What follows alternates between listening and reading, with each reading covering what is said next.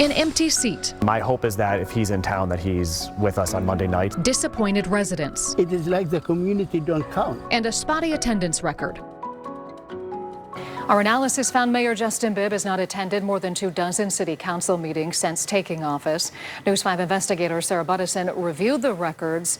And Sarah, this started with a tip to look into the attendance. That's right, Katie. I got an internal email about Mayor Bibb's attendance at council meetings, so I decided to find out just how often Justin Bibb shows up.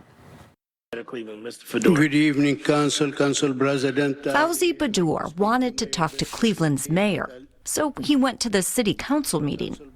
But the mayor wasn't there. He's not here, but I'll speak anyhow. What did you think? I thought it's not right. So how often does it happen? We reviewed the records from every meeting since he took office. We found Justin Bibb's attendance rate is 77%. And that's unacceptable to me.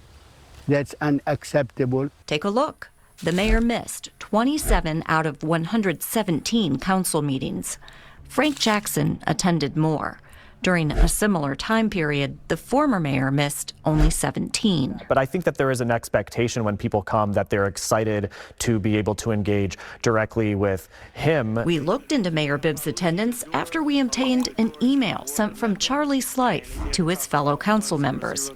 The Ward 17 councilman wrote that the mayor's casual attendance at their meetings has been a source of frustration for years. And yes, it has been frustrating to me at times that people and members of the administration and even maybe the mayor haven't been availing themselves of what I think is a great opportunity to engage with the people whom we serve. Slife strongly supported adding 30 minutes of public comment to their Monday night meetings, which started 4 years ago. It's a uncurated opportunity for the public to come and express their opinions, their frustrations, their congratulations, whatever it is. So why has Mayor Bibb missed so many meetings?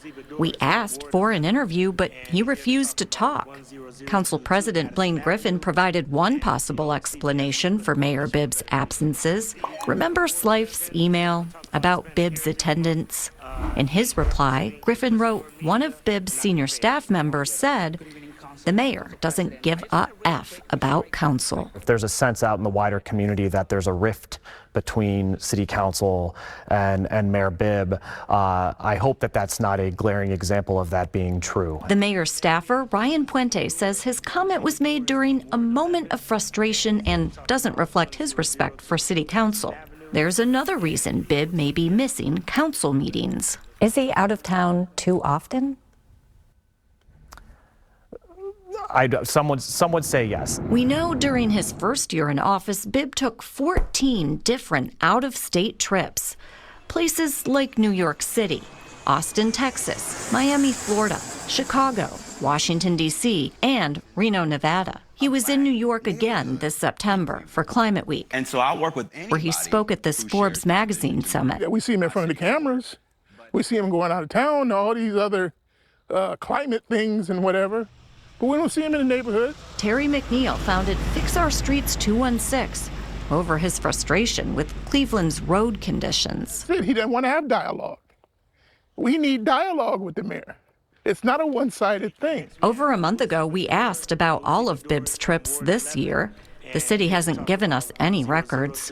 Bibb did show up for council's October 6th meeting, but during public comment, one speaker called out the mayor because Bibb's attention was elsewhere. I just want to really quick before I go and read my address. For someone who's an adult and a mayor of Cleveland, you maybe shouldn't be laughing when people speak. It's kind of rude and it should be... Sarah, let's go back to the reason the mayor refused to speak with you.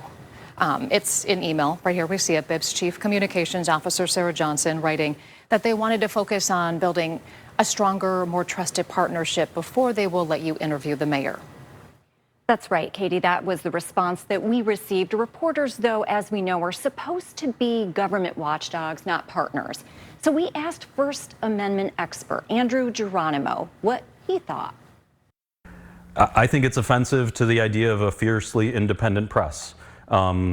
the idea that you would be a trusted partner, some would see as increasingly authoritarian, and to try and make you or other journalists sort of a propaganda arm of the government is problematic to me. I do want to point out the mayor isn't required to attend council meetings or to talk to me, but Geronimo says both increase government transparency, something that Mayor Bibb promised to do during his campaign. And we want to have good relationships with the cities we serve. That's what we want to do as reporters, right? Act as that voice of the people, take the concerns to the city and get those answers. And you being transparent in your reporting tonight as well with how we do that process gathering. Thanks, Sarah, Katie. Thanks so much.